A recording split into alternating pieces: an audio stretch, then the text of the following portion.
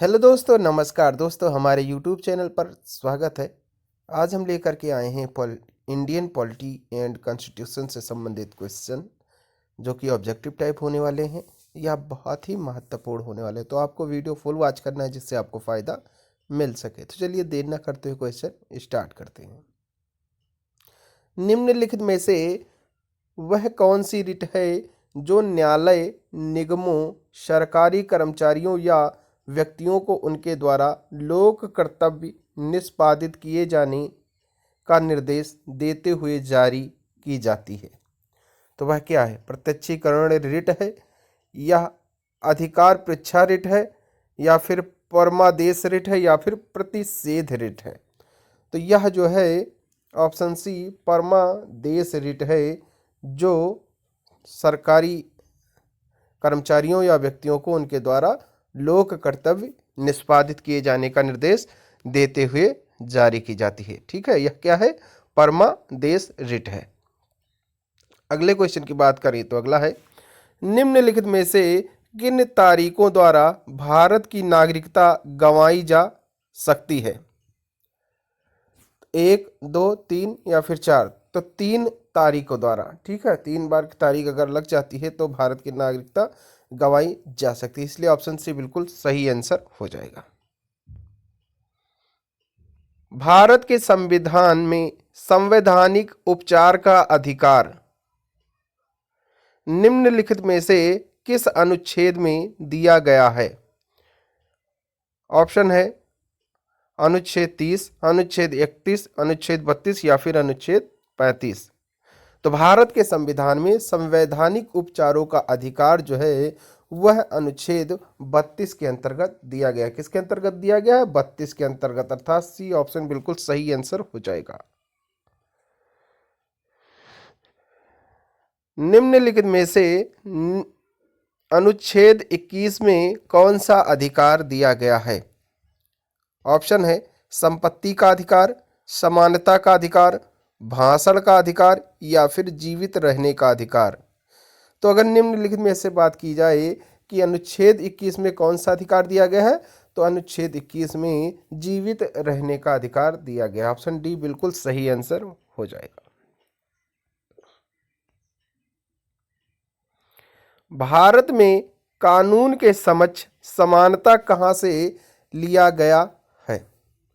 निर्णय विधि से, राजनीतिक अभिसमयों से, संविधान से या फिर गांधी दर्शन से?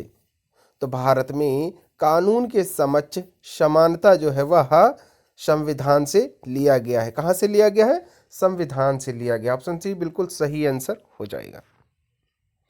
अगला क्वेश्चन है, नागरिकों और विदेशियों दोनों को प्राप्त है, तो क्या प्राप्त है? राजनीतिक अधिकार प्राप्त है, मौलिक अधिकार प्राप्त है, सिविल अधिकार प्राप्त है या फिर विधिक अधिकार प्राप्त है? तो नागरिकों और विदेशियों दोनों को अगर प्राप्त है तो वह जो है मौलिक अधिकार प्राप्त है। ऑप्शन बी बिल्कुल सही आंसर हो जाएगा। ठीक है, अगला क्वेश्चन है, भारतीय संविधान में कितने मौलिक अधिकार उल्लिखित हैं? 5, 6, 7 या फिर 8? तो भारतीय संविधान में कुल 6 मौलिक अधिकार उल्लिखित हैं। ठीक है, कितने मौलिक अधिकार? 6 मौलिक अधिकार। ठीक है, अगला क्वेश्चन है, निम्नलिखित में से कौन से अनुच्छेद में समता के अधिकार का प्रावधान है? ऑप्शन है अनुच्छेद 14, अनुच्छेद 19, अनुच्छेद 20 या फिर अनुच्छेद 18? तो निम्नलिखित में से जो अनुच्छेद 14 है इसमें समता के अधिकार का प्रावधान दिया गया है। किस अनुच्छेद में? अनुच्छेद 14 में जो है समता के अधिकार का प्रावधान किया गया, इसलिए आपका जो सही आंसर हो जाएगा ऑप्शन ए बिल्कुल सही आंसर हो जाएगा। भारतीय नागरिकों के मौलिक अधिकारों को निलंबित किया जा सकता है राष्ट्रीय आपातकाल के दौरान, वित्तीय आपातकाल के दौरान, कभी भी या किसी भी दशा में। तो भारतीय नागरिकों के मौलिक अधिकारों को निलंबित किया जा सकता है राष्ट्रीय आपातकाल के दौरान। किसके दौरान इसको निलंबित किया जा सकता है? जब जो है राष्ट्रीय आपातकाल होता है उस समय मौलिक अधिकारों को निलंबित किया जा सकता है। ठीक है, इसलिए ऑप्शन ए बिल्कुल सही आंसर हो जाएगा।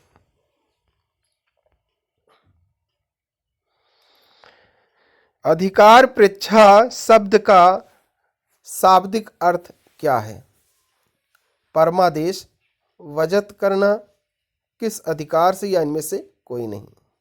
तो अधिकार पृच्छा शब्द का शाब्दिक अर्थ होगा कि किस अधिकार से। ऑप्शन सी बिल्कुल सही आंसर हो जाएगा। ठीक है, इसका अर्थ जो बनेगा वह होगा किस अधिकार से। ठीक है, निम्नलिखित में से किस स्थिति में बंदी प्रत्यक्षीकरण रिट जारी की जाती है?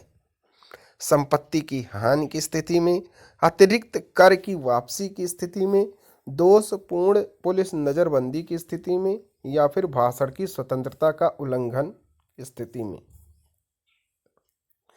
तो निम्नलिखित में से अगर बात की जाए कि किस स्थिति में बंदी प्रत्यक्षीकरण रिट जारी की जाती है, तो दोषपूर्ण पुलिस नजरबंदी की स्थिति में बंदी प्रत्यक्षीकरण रिट जारी की जाती है। इसलिए ऑप्शन सी बिल्कुल सही आंसर हो जाएगा।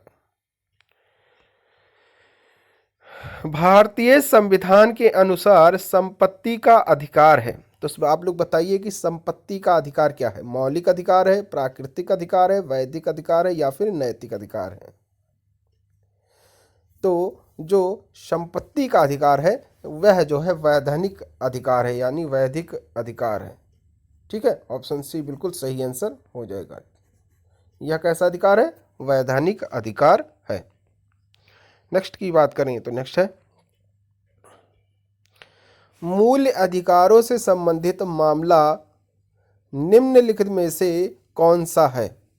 गोलकनाथ बनाम पंजाब राज्य 1967, पश्चिमी बंगाल बनाम भारत संघ 1963, शर्मा बनाम कृष्णा 1959, बम्बई राज्य बनाम बलसारा 1951।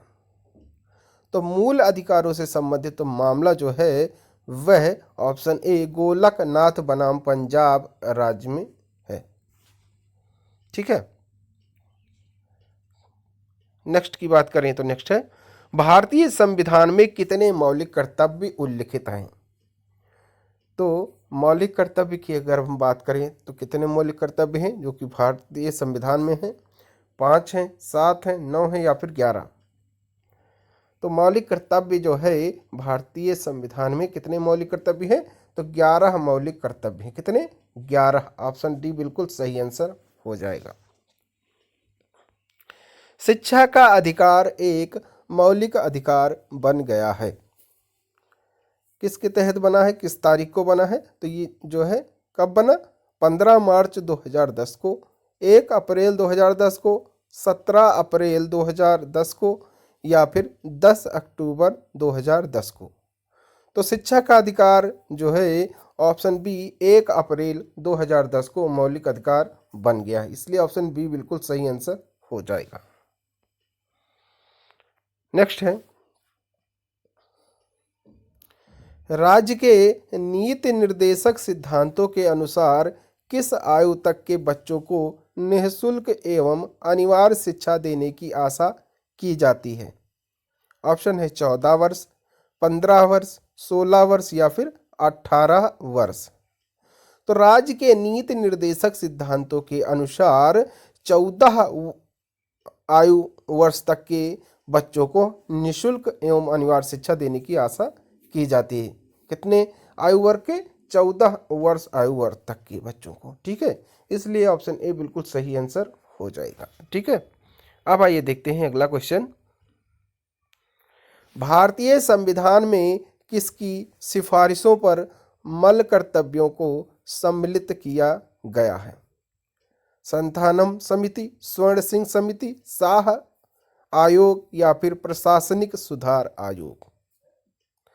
तो भारतीय संविधान में ऑप्शन बी स्वर्ण सिंह समिति की सिफारिशों पर मूल कर्तव्यों, यहाँ पर जो मल लिखा है यहाँ पर मूल हो जाएगा, मूल कर्तव्यों को सम्मिलित किया गया है। किसकी सिफारिशों पर?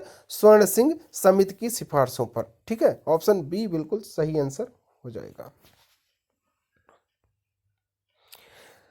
राजनीति के निदेशक सिद्धांत के साथ भारतीय संविधान का कौन सा भाग संबंधित है? ऑप्शन है भाग 1, भाग 3, भाग 6 या फिर भाग 5। तो राजनीति के निदेशक सिद्धांत के साथ भारतीय संविधान का सी भाग यानी भाग 4, ठीक है, यह जो है किससे संबंधित है? भारतीय संविधान का कौन सा भाग संबंधित है? तो यह 4 भाग संबंधित है। हमारे संविधान में निदेशक सिद्धांत कानूनी अदालतों द्वारा परिवर्तनीय है, अर्ध परिवर्तनीय है, आंशिक रूप से अपरिवर्तनीय है, कानूनी अदालतों द्वारा अपरिवर्तनीय है। तो हमारे संविधान में निदेशक सिद्धांत जो है ऑप्शन डी कानूनी अदालतों द्वारा अपरिवर्तनीय है। ठीक है, ऑप्शन डी बिल्कुल सही आंसर हो जाएगा। भारतीय संविधान नागरिकों के लिए आर्थिक न्याय किसके माध्यम से सुनिश्चित करता है? मौलिक अधिकारों से, मौलिक कर्तव्यों से, प्रस्तावना से या फिर राजनीति के निर्देशक सिद्धांतों से। तो भारतीय संविधान नागरिकों के लिए आर्थिक न्याय किसके माध्यम से सुनिश्चित करता है? तो ऑप्शन सी प्रस्तावना के माध्यम से सुनिश्चित करता है। भारतीय संविधान का भाग 4 निम्नलिखित में से किस से संबंधित है? संघ, राज्य, मौलिक अधिकार या फिर राज्य के नीति निर्देशक तत्व। तो भारतीय संविधान का भाग 4 जो है वह राज्य के नीति निर्देशक तत्व से संबंधित है, इसलिए ऑप्शन डी बिल्कुल सही आंसर हो जाएगा। किस प्रकार की सरकार में दोहरी नागरिकता एक महत्वपूर्ण विशेषता है? ऑप्शन है संसदीय, संघीय, एकात्मक या फिर सत्तावादी। तो ऑप्शन बी संघीय प्रकार की सरकार में दोहरी नागरिकता एक महत्वपूर्ण विशेषता है, इसलिए ऑप्शन बी संघीय आपका सही आंसर हो जाएगा। ठीक है, अब आइए देखते हैं अगला क्वेश्चन। भारत के संविधान का कौन सा अनुच्छेद भारत को कल्याणकारी राज्य घोषित करने से संबंधित है? ऑप्शन है 99, 39, 59 या फिर 69। तो भारत के संविधान का अनुच्छेद 39 जो है वह कल्याणकारी राज्य घोषित करने से संबंधित है। तो कौन सा अनुच्छेद है? अनुच्छेद जो है 39 है। ठीक है, अल्पसंख्यकों के हितों की सुरक्षा पर किस अनुच्छेद में विचार किया गया है? ऑप्शन है 14, 19, 29 या फिर 32। तो अल्पसंख्यकों के हितों की सुरक्षा पर अनुच्छेद 29 पर जो है विचार किया गया है। कौन सा अनुच्छेद है? तो अनुच्छेद 29 हो जाएगा। ठीक है,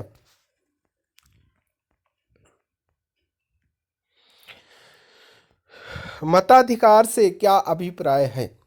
ऐसे कानून अधिनियमित करना जिनसे कष्ट पहुंचे, वोट देने का अधिकार, अमीरों को वोट देने का अधिकार या फिर केवल गरीबों को वोट देने का अधिकार। तो मताधिकार से जो है अभिप्राय हो जाएगा वोट देने का अधिकार। ठीक है, क्या अभिप्राय है इसका?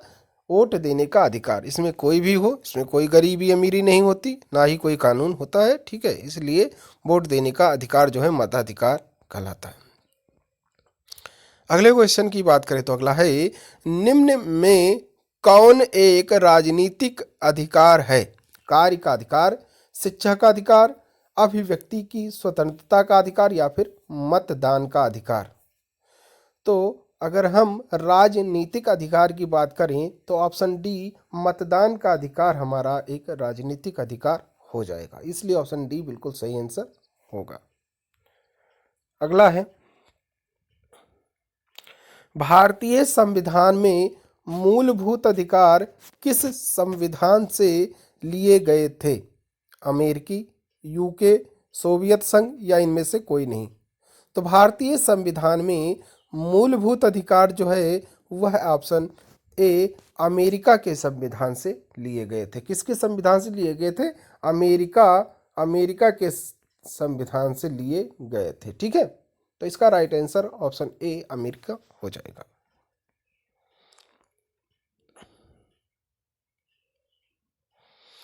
निम्न में कौन एक राजनीतिक अधिकार है? तो मैंने अभी बताया है कि राजनीतिक अधिकार की बात करें तो मतदान का अधिकार एक राजनीतिक अधिकार है। भारतीय संविधान के निम्नलिखित में से किस भाग में सामाजिक एवं आर्थिक लोकतंत्र को सुनिश्चित किया गया है? आपात स्थिति के प्रावधान, केंद्र राज्य संबंध, राजनीति के निर्देशक सिद्धांत या इनमें से कोई नहीं? तो भारतीय संविधान के निम्नलिखित में से ऑप्शन सी राजनीति के निदेशक सिद्धांत को सामाजिक एवं आर्थिक लोकतंत्र को सुनिश्चित किया गया है, इसलिए ऑप्शन सी बिल्कुल सही आंसर हो जाएगा। ठीक है, भारतीय संविधान के अनुसार निम्न में से कौन सा मूल अधिकार नहीं है?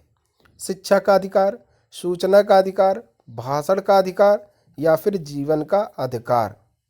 तो भारतीय संविधान के अनुसार सूचना का अधिकार जो है वह मूल अधिकार के अंतर्गत नहीं आता है, इसलिए ऑप्शन बी बिल्कुल सही आंसर हो जाएगा। ठीक है, भारतीय संविधान के किस भाग में मूल कर्तव्य निर्धारित किए गए हैं? ऑप्शन ए है चौथा का ए, ऑप्शन बी चौथा का B, option C 5, option D चौथा। तो भारतीय संविधान में भाग चौथा का ए में यानी 4A में मूल कर्तव्य निर्धारित किए गए हैं। ठीक है, भारत के संविधान में शामिल राजनीति के निर्देशक सिद्धांतों की अवधारणा किसके संविधान से ली गई थी? ऑस्ट्रेलिया के संविधान से, यूएसए के संविधान से, कनाडा के संविधान से या फिर आयरलैंड के संविधान से? तो भारत के संविधान में शामिल राजनीति के निर्देशक सिद्धांतों को ऑप्शन डी आयरलैंड के संविधान से ली गई थी। ठीक है, इसके सिद्धांतों की अवधारणा कहाँ से ली गई थी? आयरलैंड से ली गई थी, इसलिए ऑप्शन डी बिल्कुल सही आंसर हो जाएगा। भारतीय संविधान में नागरिकता के प्रावधान कब लागू हुए? 1950 में, 1949 में, 1951 में या फिर 1952 में? तो भारतीय संविधान में नागरिकता के प्रावधान जो है वह ऑप्शन बी 1949 में लागू हुए थे। कब लागू हुए थे? 1949 में लागू हुए थे। ठीक है, अगला क्वेश्चन है, प्रारंभ में कितने मौलिक अधिकार दिए गए थे? 6, 7, 4 या फिर 5? तो प्रारंभ में जो है कुल 7 मौलिक अधिकार थे। कितने मौलिक अधिकार थे? 7 मौलिक अधिकार थे। जो अब कितने हैं? तो अब जो है 6, जिसमें जो है संपत्ति का जो अधिकार था वह जो है मौलिक अधिकार से हटा करके उसको अलग कर दिया गया है। ठीक है, अब आइए देखते हैं अगला क्वेश्चन। रिक्त स्थानों की पूर्ति करें अधिकार कर्तव्यों को बाधित करता है। क्या अधिकार जो है वह जो है कर्तव्यों को क्या करता है? बाधित करता है, अनुदेशित करता है, में निहित करता है या फिर विरोध करता है? तो अधिकार कर्तव्यों में निहित है। क्या है? अधिकार कर्तव्यों में निहित है, इसलिए ऑप्शन सी बिल्कुल सही आंसर हो जाएगा। समानता का निम्नलिखित में से कौन सा प्रकार समानता की उदारवादी धारणा के सदृश नहीं है? विधिक समानता, राजनीतिक समानता, सामाजिक समानता या फिर आर्थिक समानता? तो समानता का निम्नलिखित में से ऑप्शन डी आर्थिक समानता की उदारवादी धारणा के सादृश्य नहीं है, इसलिए ऑप्शन डी बिल्कुल सही आंसर हो जाएगा। स्वतंत्रता को किस प्रकार सीमित किया जा सकता है? ऑप्शन है शासन द्वारा, विधि द्वारा, प्राधिकार द्वारा या फिर समानता द्वारा। तो स्वतंत्रता को ऑप्शन बी विधि द्वारा सीमित किया जा सकता है। किसके द्वारा सीमित किया जा सकता है? तो विधि द्वारा सीमित किया जा सकता है। भारतीय संविधान के निम्नलिखित किस भाग में मौलिक कर्तव्यों का उल्लेखन है? तो ऑप्शन डी जो है भारतीय संविधान के जो है भाग चौथा के ए में मौलिक कर्तव्यों का उल्लेखन है, इसलिए ऑप्शन डी भाग चौथा आपका सही हो जाएगा।